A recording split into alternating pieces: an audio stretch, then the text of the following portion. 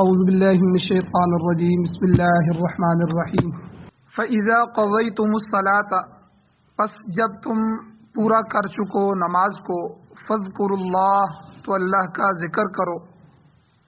قیاماً کھڑے ہونے کی حالت میں وقعوداً اور بیٹھنے کی حالت میں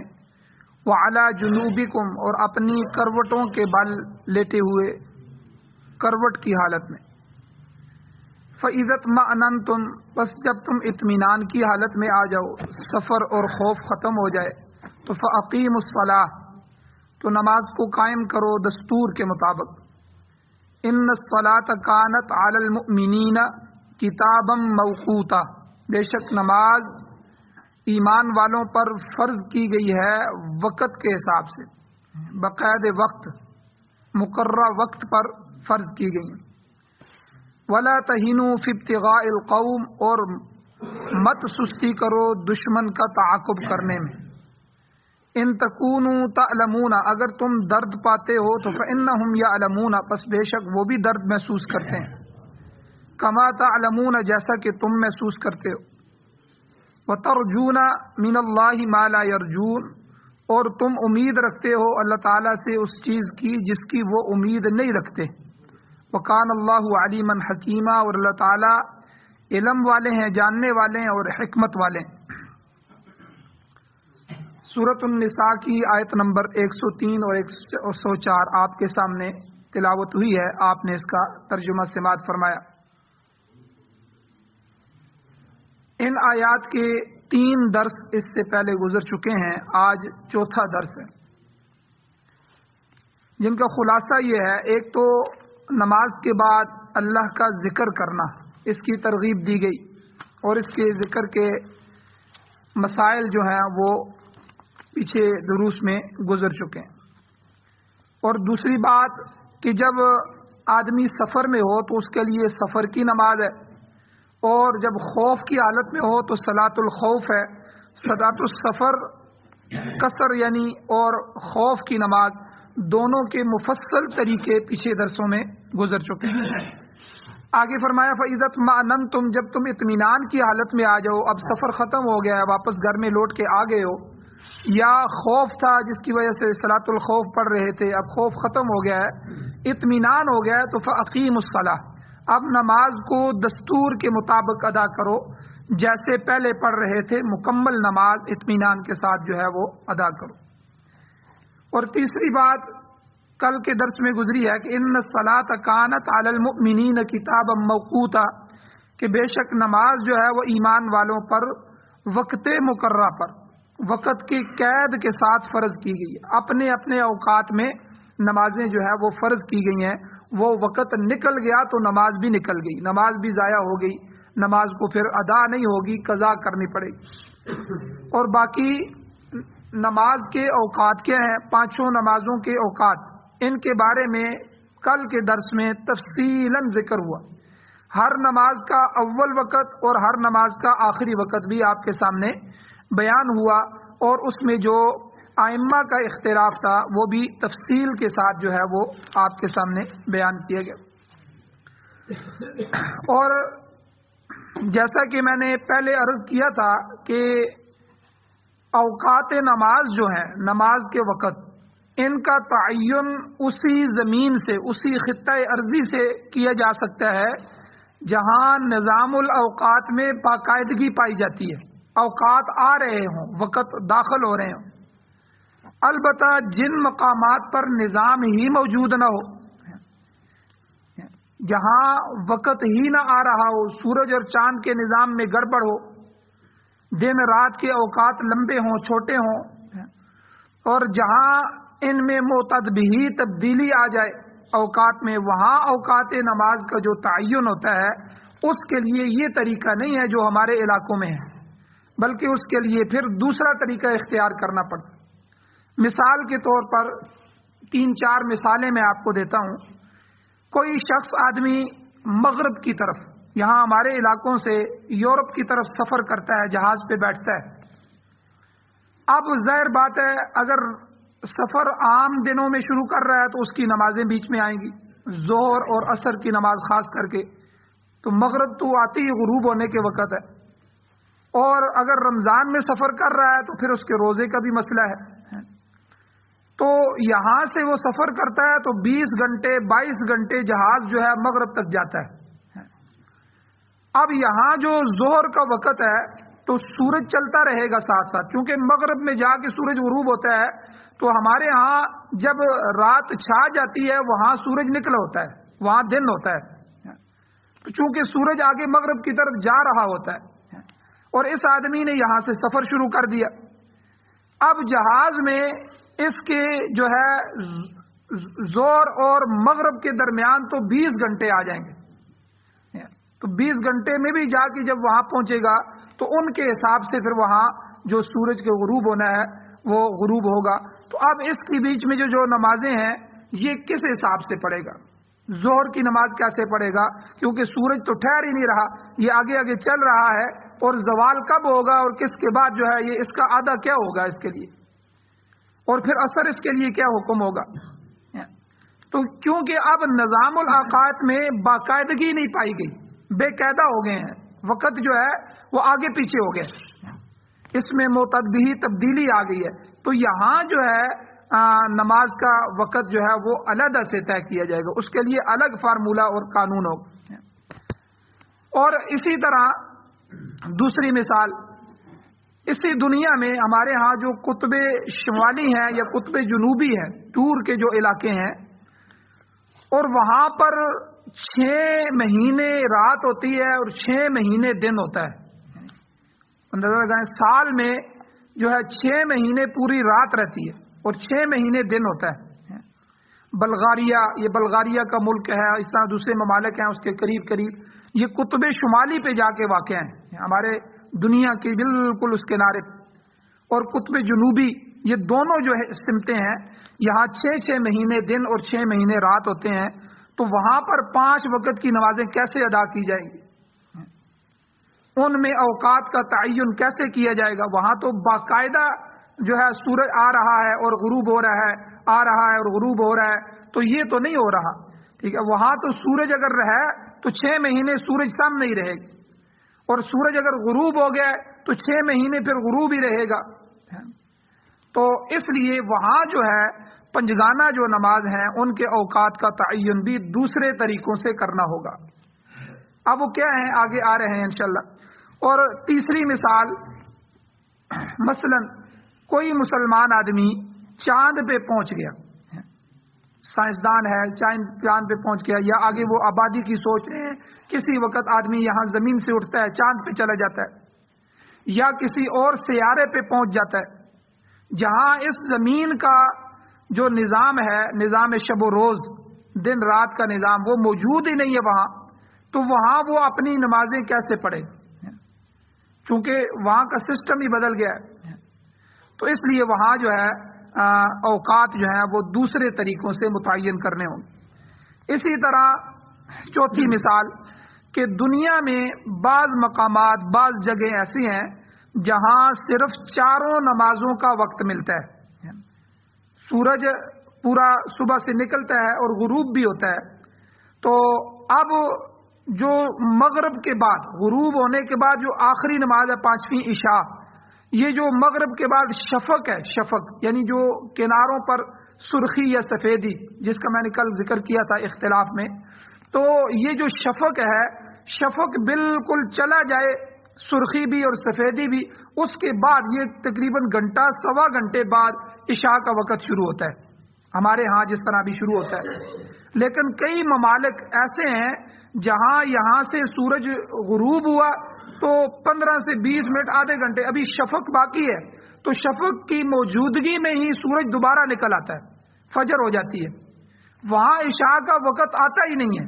تو وہاں عشاء کی نماز کا کیا ہوگا؟ تو یہ سارے مسائل جو ہیں یہ علماء اور دنیا کے سامنے، لوگوں کے سامنے اسی دنیا میں موجود ہیں اور پائے جاتے ہیں۔ تو اس لیے یہاں اس آیت میں اللہ تعالیٰ نے فرما دیا ان الصلاۃ کانت علی المؤمنین کتابا موقوتا، کہ جو نماز ہے یہ ایمان والوں پر ان کے وقت مقررہ پر فرض کی گئی ہے، کہ ان کا جو وقت آئے گا اس وقت مقررہ پر فرض کی گئی۔ لیکن جہاں نظام الاوقات کی عدم موجودگی ہے، وہاں وہ نظام الاوقات وقت ہے ہی نہیں، یا ہیں تو وہ اتنے لمبے ہیں کہ ان میں ترتیب نہیں بنائی جا سکتی، تو وہاں کیا ہوگا، اس میں کیا کیا جائے گا؟ تو اس میں علماء نے دو صورتیں لکھی ہیں۔ پہلی صورت یہ ہے کہ وہاں نماز کے اوقات کا اندازہ جو ہے وہ اندازے سے اس کو متعین کیا جائے گا، اندازوں سے نماز کے اوقات متعین کیے جائیں گے، اور وہاں کے لوگوں کے لیے پریشانی نہیں ہے، وہاں کے علماء نے ان کے لیے وہ اوقات مقرر کر دیے ہیں، وہ اسی کے مطابق نماز پڑھتے ہیں، چاہے 6 مہینے کا دن ہو چاہے 6 مہینے کی رات ہو، وہ نمازیں مکمل کرتے ہیں۔ رمضان بھی آتا ہے، پھر بھی اس میں روزے بھی رکھتے ہیں، ان کے لیے کیلنڈر بنا دیے گئے ہیں، ان کے لیے سارا سسٹم ہے، وہاں انہوں نے اس نظام کو اندازے سے متعین کر دیا۔ اور دوسری صورت جو مفتیان اکرام کے ہاں ہے، وہ فرماتے ہیں کہ وہاں کے قریب کے علاقوں کے مطابق ان کے نقشے بنائے جائیں گے، جہاں دن اور رات جو ہے وہ معتدل طریقے سے آ رہا ہے، قریب کے جو علاقے ہیں ان میں جو نمازوں کے اوقات ہوں گے انہی کو سامنے رکھ کے انہی کے نقشے بنائے جائیں گے۔ تو یہ انہی ترتیبوں کو دیکھ کے علماء نے وہاں کے مسائل حل کیے ہیں۔ باقی اس ضمن میں احادیث مبارکہ میں ہماری کیا رہنمائی ہوتی ہے؟ حضور علیہ الصلوۃ والسلام نے قاعدے کے طور پر یہ بات سمجھا دی کہ ایک حدیث میں حضور علیہ السلام نے صحابہ کو فرمایا کہ میرے صحابہ، جب دجال کا ظہور ہوگا، دجال آئے گا، تو ایک دن جو ہوگا وہ 1 سال کے برابر ہو جائے گا، ایک دن 1 سال کے برابر طویل ہو جائے گا، لمبا ہو جائے گا۔ تو ایک صحابی نے عرض کیا، حضور کیا اتنے لمبے عرصے میں ہم صرف 5 ہی نمازیں ادا کریں گے؟ ظاہر بات ہے دن جو ہے وہ پورے سال جتنا لمبا ہو جائے گا، طوالت اور لمبائی تو اس کی سال جتنی ہو جائے گی، لیکن وہ تو ایک ہی دن ہوگا، تو ایک دن میں 5 نمازیں ہیں، تو حضور ہم کیا کریں گے؟ صرف 5 نمازیں پورے سال میں ادا کریں گے؟ آپ علیہ السلام نے فرمایا کہ نہیں۔ دیکھیں اس حدیث میں حضور نے رہنمائی فرمائی، حضور نے فرمایا بلکہ ہر 24 گھنٹے میں 5 نمازیں ادا کرنی ہوگی، یعنی 24 گھنٹوں میں آپ نے، یعنی وہ تو اللہ کا نظام ہے، اللہ سورج کو روک دے، اللہ سورج کو بڑھا دے، اللہ سورج کو غائب کر دے، اور ایک وقت آئے گا سورج مشرق کی بجائے مغرب سے نکلے گا، سورج کا نظام بدل جائے گا، یہ اللہ کی مخلوقات ہے، اللہ جو مرضی کر دے۔ لیکن آپ کے لیے جو نماز کے اوقات ہیں، تو گویا کہ حضور نے اس حدیث میں فرمایا ہر 24 گھنٹے میں 5 جو نمازیں ہیں وہ ادا کرنی ہوں گی، اور اس کے لیے اوقات کا تعین خود حساب لگا کے ادا کرنا ہوگا۔ تو مطلب یہ ہوا کہ ہر وہ مقام جہاں نظام الاوقات معمول کے مطابق جاری نہیں ہے، یا کسی دوسرے سیارے میں جہاں زمین کا نظام لیل و نہار، شب و روز، زمین کا دن اور رات کا نظام جو ہے وہ موجود نہیں ہے، وہاں اوقات نماز کا تعلق خود حساب لگا کر کرنا پڑے گا، اور ہر 24 گھنٹے میں 5 نمازیں پڑھنا ہوں گی۔ غیر معمولی حالات میں بھی نماز کو چھوڑنے کی اجازت نہیں، یعنی یہاں دیکھیں کتنے غیر معمولی قسم کے حالات ہیں، لیکن نماز کو نہیں چھوڑا جا سکتا، اس کی اجازت نہیں ہے، کیونکہ نماز میں 2 چیزیں ایسی ہیں جنہیں کسی صورت میں نہیں چھوڑا جا سکتا۔ پہلی چیز ہے تہذیب نفس، کہ نماز کے ذریعے انسان میں جو ہے وہ تکبر ختم ہوتا ہے، ایک ہی صفحے میں سارے برابر کھڑے ہوتے ہیں، تہذیب نفس پیدا ہوتا ہے، نفس کی اصلاح ہوتی ہے، شائستگی پیدا ہوتی ہے۔ اور دوسری چیز یہ ہے کہ نماز کے ذریعے انسان کا تعلق باللہ قائم ہوتا ہے، اللہ کے ساتھ تعلق قائم ہوتا ہے۔ یہ دونوں چیزیں ایسی ہیں جو ضروری ہیں، لہذا نماز 5 وقتہ جو ہے یہ بھی لازمی ہے۔ فرضیت نماز جو ہے یہ باقاعدہ وقت کے ساتھ ہے، اس کا یہی مطلب ہے کہ وقت کے حساب سے اس کا نماز کا متعین کیا جائے گا۔ تو یہ قدر تفصیل جو تھی اس آیت کے ضمن میں جو ضروری تھی، میں نے آپ کے سامنے بیان فرما دی۔ پھر آگے اگلی آیت میں اللہ تعالیٰ پھر جہاد کے سلسلے کو شروع فرماتے ہیں کہ نماز سفر اور نماز خوف، اور پھر اس کے بعد اوقات نماز، یہ تینوں کا ذکر ہو گیا انہی آیات میں۔ نماز سفر ہو گیا، سفر کے جتنے مسائل تھے وہ بھی بیان ہو گئے، پھر نماز خوف تھا، خوف کے مسائل بھی بیان ہو گئے، پھر اوقات نماز کہ نماز کے وقت کیا کیا ہیں، اور ان کا اول وقت کیا ہے، انتہا وقت کیا ہے، اور پھر جہاں نماز کے اوقات نہیں آتے ان علاقوں میں نمازوں کی کیا ترتیب ہے، روزوں کی کیا ترتیب ہے، وہ آپ کے سامنے بیان ہو گئی۔ اب اگلی آیت میں پھر اسی جہاد کے سلسلے کے لیے اللہ بیان فرما رہے ہیں، اسی کی کڑی ہے جو کہ 5-6 رکوع تک چلے گا۔ اللہ تعالیٰ فرماتے ہیں وَلَا تَهِنُوا فِي ابْتِغَاءِ الْقَوْمِ، دشمن کا تعاقب کرنے میں سستی نہ کرو۔ یہاں پر قوم سے مراد دشمن ہے۔ جس طرح نماز میں سستی کرنا منع ہے، اسی طرح دشمن کے تعاقب میں بھی سستی کی ممانعت۔ یاد رکھیں، جس قوم میں جذبہ جہاد نہیں رہتا وہ قوم دنیا میں ذلیل ہو جاتی، کوئی کسی کی مدد نہیں کرتا۔ آپ خود اگر اپنی مدد نہیں کر سکتے، کوئی آپ اقوام متحدہ ہو یا دنیا ہو یا کوئی دوسرے مسلمان ممالک ہوں، وہ کیا آپ کی جان بچائیں گے جب آپ نے اپنی جان کو بچانے کے لیے ٹریننگ نہیں کی، اپنی جان کو بچانے کے لیے آپ نے اسلحہ نہیں رکھا، اپنی جان کو بچانے کے لیے جو ہے آدمی کے اندر جذبہ جہاد نہیں۔ ظاہر بات ہے جب دشمن ہمارے علاقوں پہ حملہ کر دے تو اپنی ماں بہن بیٹی کی عزت کی حفاظت کرنا یہ اقوام متحدہ پر لازم تو نہیں ہے، یہ تو ہمارے اوپر لازم ہے۔ تو اس لیے جہاد کے اندر، نماز کے اندر سستی بھی آدمی کو تباہ کر دیتی ہے۔ تو جذبہ جہاد کہ جس آدمی نے تیاری ہی نہیں کی تو وہ کیا مقابلہ کرے گا، وہ کیا حفاظت کرے گا؟ تو جہاد جو ہے، ایک تو ہے آگے بڑھ کے جہاد کرنا اور دوسرے ممالک پر جہاد کرنا اور ان کو اسلام کا حصہ بنانا،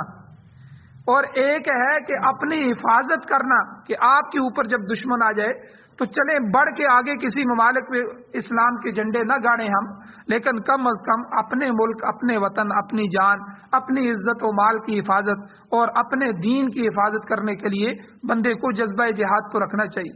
اس کے لیے تو تیاری کرنی چاہیے۔ تو یہاں اللہ تعالیٰ نے فرمایا وَلَا تَهِنُوا، اے ایمان والو، اے میرے نبی کے صحابہ، تم سستی مت کرو فی ابتغاء القوم، دشمن کے تعاقب کرنے میں، پیچھا کرو، ان کا تعاقب کرو۔ تو گزشتہ صورت میں گزر چکا ہے کہ غزوہ احد کے موقع پر چونکہ زخم لگے تھے صحابہ کرام کو، اور جو نقشہ فتح کا تھا وہ تھوڑی سی سستی کی وجہ سے، وہ جو ایک درے پہ حضور نے جن صحابہ کو کھڑا کیا تھا ان کی جو ہے وہ اجتہادی غلطی کی وجہ سے جو ہے وہ معاملات الٹ گئے اور بڑا نقصان ہو گیا۔ اب زخم لگے ہوئے تھے، اس کے باوجود زخم خوردگی کی حالت میں بھی صحابہ کرام نے کئی میل تک دشمن کا تعاقب کیا، پیچھے لگے تاکہ وہ دوبارہ حملہ آور نہ ہو سکے۔ تو فرمایا اپنی تکالیف کے باوجود دشمن کا تعاقب کرو، ان تکونوا تعلمون، اگر تم تکلیف میں مبتلا ہو، تمہیں زخم لگے ہیں تو فإنہم یعلمون کما تعلمون، تو وہ کفار بھی تمہاری طرح تکلیف میں مبتلا ہیں، ان کے اور تمہارے اجسام جو ہے، جسم ہے، اس کی ساخت میں تو کوئی فرق نہیں ہے، ان کا بھی گوشت ہے، ان کے بھی خون نکلتا ہے، ان کا بھی سب کچھ ہے، نہ وہ زیادہ مضبوط ہے نہ تم زیادہ کمزور ہو۔ جس طرح تمہیں دکھ درد آتا ہے اس طرح انہیں بھی آتا ہے، اور پھر سب سے بڑھ کر یہ کہ کافر تو شیطانی پروگرام کو آگے پہنچا رہے ہیں، شیطان کے پروگرام کے لیے تکلیفیں برداشت کر رہے ہیں۔ آپ دیکھیں امریکہ اور یورپ اور 60 ممالک افغانستان میں کیا لینے کے لیے آئے تھے؟ وہ تو عمارت اسلامیہ کو ختم کرنے کے لیے آئے تھے، وہ تو اپنا نظام جمہوریت نافذ کرنے کے لیے آئے تھے۔ تو اس لیے شیطانی پروگرام کو کافر لے کے چلتا ہے اور وہ تکلیف برداشت کرتا ہے۔ تم تو اللہ کے دین کے پروگرام کو، اللہ کے پروگرام کو، رحمان کے دین کو لے کر نکلے ہو اور اس کے غلبے کے لیے آگے جو ہے وہ جہاد کر رہے ہو، تمہیں جو بطریق اولا جو مشقت ہے اس کو برداشت کرنا چاہیے۔ اس لیے دشمن کا تعاقب کرو، دشمن کے پیچھے لگو اور اس پر کاری ضرب لگاؤ تاکہ دشمن تم سے خوف میں مبتلا ہو جائے۔ آج دیکھیں ہمارا خوف جو ہے امریکہ پر نہیں ہے، حالانکہ ہمارے پاس ایٹمی طاقت ہے، فوجیں ہیں، ادارے ہیں، ملک ہے، ہر چیز ہے، لیکن افغان مجاہدین جن کے پاس کچھ بھی نہیں تھا، شاید جوتی پہننے کے لیے بھی نہیں تھی، لیکن آج دشمن اپنے ملک میں رہ کے ان سے کانپتا ہے۔ حضرت عمر رضی اللہ تعالیٰ عنہ کا واقعہ آتا ہے نا کہ ان کا اتنا روب تھا حضرت عمر فاروق رضی اللہ تعالیٰ عنہ کا کیسر و کسرا پر، اس وقت کے امریکہ اور برطانیہ، کیسر اور کسرا یہ دنیا کی سب سے بڑی طاقتیں تھیں اس وقت، جن کی فوجیں تھی، جن کا باقاعدہ نظام تھا، ہر چیز تھی۔ انہوں نے عمر کا نام سن رکھا تھا اور صحابہ اکرام جس قدموں سے آگے بڑھ رہے تھے اور پوری دنیا پر اسلام کو گاڑ رہے تھے اور وہ پوری طاقتیں خوفزدہ تھیں ان سے، انہوں نے اپنا قاصد بھیجا کہ جاؤ ان سے ملاقات کرو، کچھ بات چیت کرو۔ تو وہ مدینے میں آیا تو اس نے تلاش کیا کہ ہو سکتا ہے کوئی یہاں کے جو امیر المؤمنین ہوگا اس کا کوئی محل ہوگا، بڑا تخت ہوگا۔ تو وہ مدینے کی اسی طرح سادی گلیاں، سادے مکانات، اور کسی سے اس نے پوچھا کہ امیر المؤمنین سے ملنا ہے، تو اس نے کہا کہ وہ فلاں مدینے سے باہر نکل کے جو جنگل کا علاقہ ہے وہاں آپ جائیے، وہاں دیکھیں اس کے قریب جو ہے وہ آپ کو ملیں گے۔ تو وہ وہاں گیا تو حضرت عمر رضی اللہ تعالیٰ عنہ نیچے زمین پر اینٹ کو سر کے نیچے رکھ کے لیٹے ہوئے تھے، اور جب کسی بتانے والے نے بتایا یہ ہمارے 22 لاکھ مربع میل کا حکمران ہے سیدنا عمر فاروق رضی اللہ تعالیٰ، وہ حیران ہو گیا۔ اس نے کہا کہ یہ آدمی جو یہاں زمین پر اینٹ پہ سر رکھ کے لیٹا ہوا ہے اور وہاں ہمارے فوجوں کے ہوتے ہوئے، نظام کے ہوتے ہوئے، تختوں اور شاہی تختوں پر بیٹھے ہوئے ہمارے حکمران اس سے کانپ رہے ہیں، عمر کا نام آتا ہے تو وہ کانپ جاتے ہیں۔ تو آج کے عمر کا نام بھی آپ جا کے امریکہ ملا عمر کا نام لیں تو ملا عمر کو یہ لوگ دہشت گرد کہتے ہیں۔ دہشت گرد کا مطلب ہوتا ہے دہشت پھیلانے والے۔ ان کے دلوں میں اتنا خوف اور دہشت پھیلا دیا کہ آج بھی ان کے بچے جب ملا عمر کا نام لیتے ہیں تو کانپ جاتے ہیں۔ تو یہاں بھی اللہ تعالیٰ نے فرمایا کہ دشمن کے مقابلے میں کبھی سست روی کا شکار نہ ہو جاؤ، دوسروں کی طرف آنکھیں اٹھا کے نہ دیکھو۔ کشمیر کے لوگ خود جہاد کرتے تو آج تک وہ اپنے ملک کو آزاد کر لیتے، برما کے لوگ خود جہاد کرتے تو اپنے ملک کو آزاد۔ اقوام متحدہ کو دیکھ رہے ہیں، 70 سال ہو گئے ہیں کشمیر کے فیصلے کو اور فلسطین کے فیصلے کو، یہودیوں نے سارا فلسطین قبضہ کر لیا اور یہ اقوام متحدہ کے سامنے قراردادیں پیش کر رہے ہیں۔